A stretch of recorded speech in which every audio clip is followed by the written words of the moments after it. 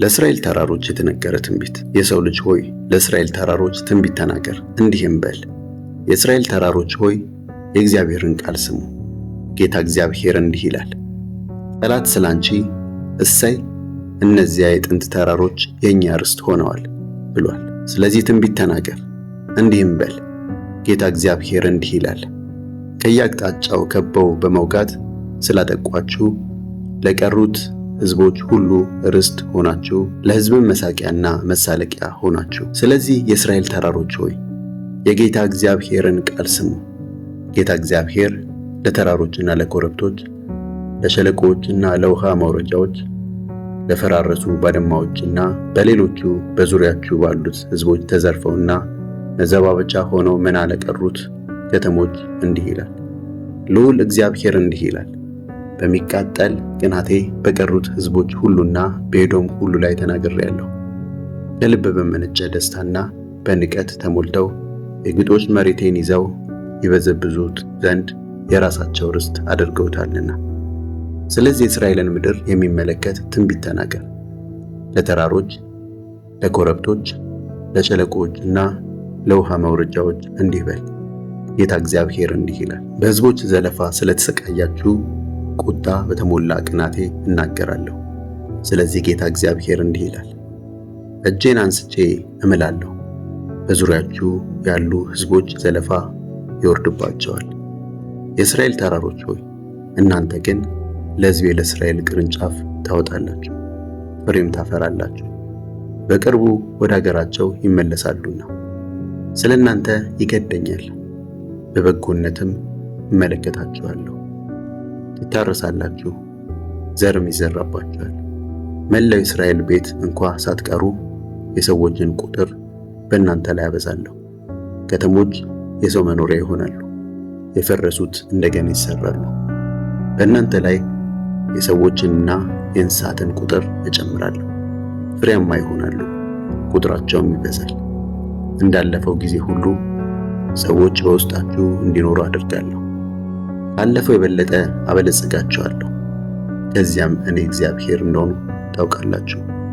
ሰዎችን ሕዝቤን እስራኤልን በእናንተ ላይ እንዲመላለሱ አድርጋለሁ።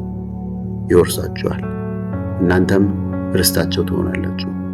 ከእንግዲህ ወዲህ ልጅ አልባ አታደርጓቸውም።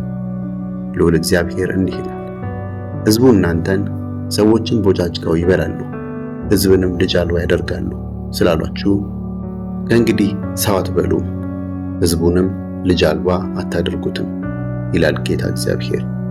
ከእንግዲህ የሕዝቦችን ዘለፋ እንድትሰሙ አላደርግም፣ በሰዎችም ስድብ አትሰቃዩም። ከእንግዲህ ለሕዝባችሁ መሰናክል አትሆኑም ይላል ጌታ እግዚአብሔር። እንደገና የእግዚአብሔር ቃል እንዲህ ሲል ወደ እኔ መጣ፣ የሰው ልጅ ሆይ የእስራኤል ሕዝብ በገዛ ምድራቸው ይኖሩ በነበረበት ጊዜ በሥራቸውና በአኗኗራቸው አረከሷት። ጠባያቸውም በፊቴ ሴት በወር አበባ ወቅት እንደምትረክሰው አይነት ነበር። ስለዚህ በምድሪቱ ላይ ደም ስላፈሰሱና በጣዖቶቻቸው ስላረከሷት መዓቴን አፈሰስሁባቸው። በአሕዛብ መካከል በተንኋቸው፣ እነርሱም በየአገሩ ተበታተኑ። እንደ ጠባያቸውና እንደ ሥራቸው መጠን ፈረድሁባቸው። በአሕዛብ መካከል በሄዱበት ሁሉ ቅዱስ ስሜን አረከሱ። ስለ እነርሱ እነዚህ የእግዚአብሔር ሕዝብ ናቸው፣ ዳሩ ግን የእርሱን ምድር ትተው እንዲሄዱ ተገደዱ ተብሏልና። የእስራኤል ቤት በሄዱበት በአሕዛብ መካከል ሁሉ ስላረከሱት ቅዱስ ስሜ ገዶኛል። ስለዚህ ለእስራኤል ቤት እንዲህ በል፣ ጌታ እግዚአብሔር እንዲህ ይላል፣ የእስራኤል ቤት ሆይ ይህን ሁሉ የማደርገው ስለ እናንተ ብዬ ሳይሆን በየሄዳችሁባቸው አሕዛብ መካከል ስላረከሳችሁት ስለ ቅዱስ ስሜ ስል ነው። በአሕዛብ መካከል የረከሰውን እናንተ በእነርሱ ዘንድ ያረከሳችሁትን የታላቁን ስሜን ቅድስና አሳያለሁ።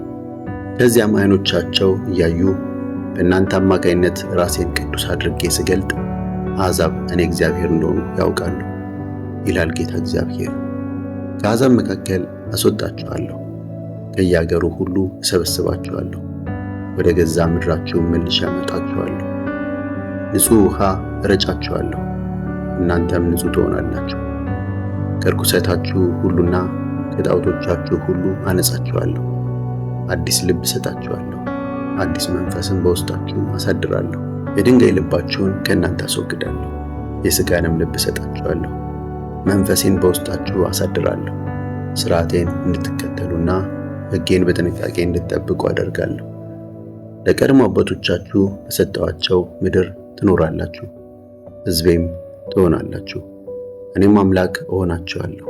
ከርኩሰታችሁ ሁሉ አድናችኋለሁ። እህሉን እጠራለሁ፣ አበዛዋለሁም፣ ራብንም አላመጣባችሁም።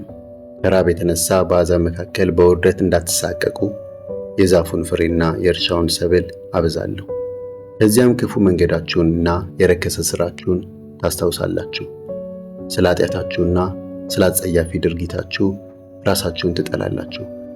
ለእናንተ ስል ይህን እንደማላደርግ እንድታውቁ ይላል ጌታ እግዚአብሔር። የእስራኤል ቤት ሆይ በአድራጎታችሁ እፈሩ፣ ተሸማቀቁ። ጌታ እግዚአብሔር እንዲህ ይላል፣ ከኃጢአታችሁ ሁሉ በማነጻችሁ ቀን ከተሞቻችሁ እንደገና መኖሪያ ይሆናሉ፣ የፈረሱትም እንደገና ይታደሳሉ። በኃላፊ አግዳሚው ዓይን ጠፍ ሆኖ ይታይ የነበረው ባድማ መሬት ይታረሳል። እነርሱም ጠፍ የነበረው ይህ ምድር እንደ ኤደን ገነት መሰለ። የተደመሰሱ የፈራረሱና ባድማ የሆኑት ከተሞች አሁን መኖሪያና ምሽግ ሆነዋል ይላሉ። ከዚያም በዙሪያችሁ የነበሩ የቀሩት አሕዛብ ፈርሶ የነበረውን መልሼ የሠራው ጠፍ የነበረውን ያለመለሙ እኔ እግዚአብሔር እንደሆንኩ ያውቃሉ። እኔ እግዚአብሔር ተናግሬአለሁ፣ እኔም አደርገዋለሁ። ጌታ እግዚአብሔር እንዲህ ይላል፣ እንደገና ለእስራኤል ቤት ልመና እሺ እላለሁ፣ ይህንንም አደርግላቸዋለሁ። ሕዝባቸውን እንደ በግ መንጋ አበዛዋለሁ፣ በኢየሩሳሌም በዓላት ላይ እንደሚገኘው የመሥዋዕት በግ መንጋ አበዛዋለሁ። እነሆ ፈራርሰው የነበሩት ከተሞች የብዙ ሕዝብ መኖሪያ ይሆናሉ።